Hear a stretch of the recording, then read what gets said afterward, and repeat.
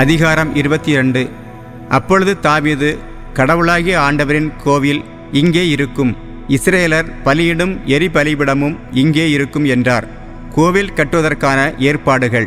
தாவீது இஸ்ரேல் நாட்டில் வாழ்ந்து வந்த அந்நியரை கூடிவர செய்தார். கடவுளின் கோவிலை கட்டுவதற்கான செதுக்கப்பட்ட கற்களை தயார் செய்வதற்கென்று கல் தச்சரையும் அவர் நியமித்தார். வாயில்களின் கதவுகளுக்கு தேவையான ஆணிகளுக்கும் கீழ்களுக்குமாக ஏராளமான இரும்பையும் அளவிட இயலா வெண்கலத்தையும் தயார் செய்தார். மேலும் அவர் எண்ணிலடங்கா கேதுரு மரங்களையும் தயார் செய்தார். ஏனெனில் சீதோனியரும் தீரியரும் ஏராளமான கேதுரு மரங்களை தாவீதுக்கு கொண்டு வந்தனர். தாவீது, என் மகன் சாலமோன் அனுபவமற்ற இளைஞன். ஆண்டவருக்கு கட்டப்பட வேண்டிய கோவிலோ பெரியதாகவும் உலகெங்கிலும் பெரும் புகழும் மாட்சியும் பெற்றதாயும் இருக்க வேண்டும். எனவே அதற்கு வேண்டியவற்றை நானே தயாரித்து வைப்பேன் என்று கூறி தம்முடைய சாவுக்கு முன் ஏராளமான பொருட்களை சேகரித்து வைத்தார். மேலும் அவர் தம் மகன் சாலமோனை அழைத்து இஸ்ரேலின் கடவுளாகிய ஆண்டவருக்கு ஓர் இல்லத்தை கட்டுமாறு அவருக்கு பணித்தார். தாவீது தம் மகன் சாலமோனை நோக்கி, என் மகனே, கடவுளாகிய ஆண்டவரின் பெயருக்கு ஒரு கோவிலை கட்ட என் மனதில் நினைத்திருந்தேன். மாறாக ஆண்டவர் என்னோடு பேசி, நீ மிகுதியான இரத்தத்தை சிந்தினாய், பெரும் போர்களை நடத்தினாய்.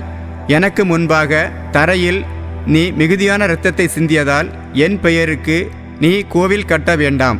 இதோ உனக்கு ஒரு மகன் பிறப்பான், அவன் அமைதியின் மனிதனாயிருப்பான். சுற்றிலுமுள்ள அவனுடைய பகைவர்களிடமிருந்து அவனுக்கு அமைதியை அருள்வேன். எனவே அவனுடைய பெயர் சாலமோன் எனப்படும். அவனுடைய வாழ்நாட்களில் இஸ்ரேலுக்கு நிறைவாழ்வும் அமைதியும் அருள்வேன்.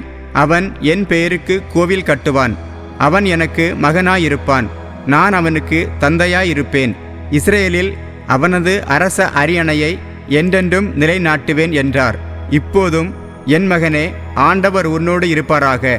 அவர் உன்னை குறித்து கூறியபடியே உன் கடவுளாகிய ஆண்டவரின் இல்லத்தை நீ கட்டி முடிப்பதில் வெற்றி பெறுவாயாக.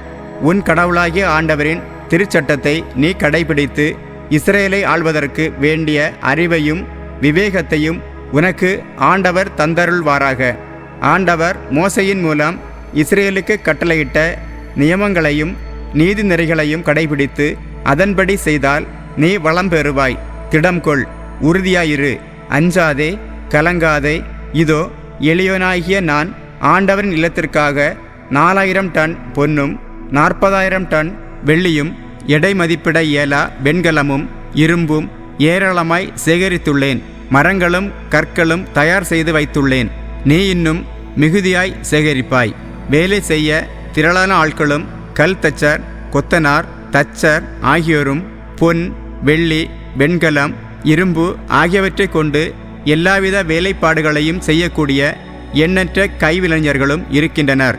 எழு, செயல்படு, ஆண்டவர் உன்னோடு இருப்பாராக என்றார். மேலும் தம் மகன் சாலமோனுக்கு உதவி செய்யும்படி இஸ்ரேலின் தலைவர்கள் அனைவருக்கும் தாவீது கட்டளையிட்டு கூறியது, உங்கள் கடவுளாகிய ஆண்டவர் உங்களோடு இருந்து எத்திக்கிலும் உங்களுக்கு அமைதியை தந்துள்ளார் அன்றோ? உலகில் வாழ்வோரை அவர் என் கையில் ஒப்படைத்துள்ளார். ஆண்டவருக்கு முன்பாகவும் அவருடைய மக்களுக்கு முன்பாகவும் உலக நாடுகள் அடிபணிந்துள்ளன. இப்போது உங்கள் இதயத்தாலும் உங்கள் உள்ளத்தாலும் உங்கள் கடவுளாகிய ஆண்டவரை நாடுங்கள். நீங்கள் சென்று ஆண்டவரின் திருத்தலத்தை எழுப்புங்கள். அதன் மூலம் ஆண்டவரின் பெயருக்கென எழுப்பப்படும் கோவிலில் ஆண்டவரின் உடன்படிக்கை பேழையையும் கடவுளின் எல்லா புனித கலங்களையும் கொண்டு வந்து வைக்க இயலும்.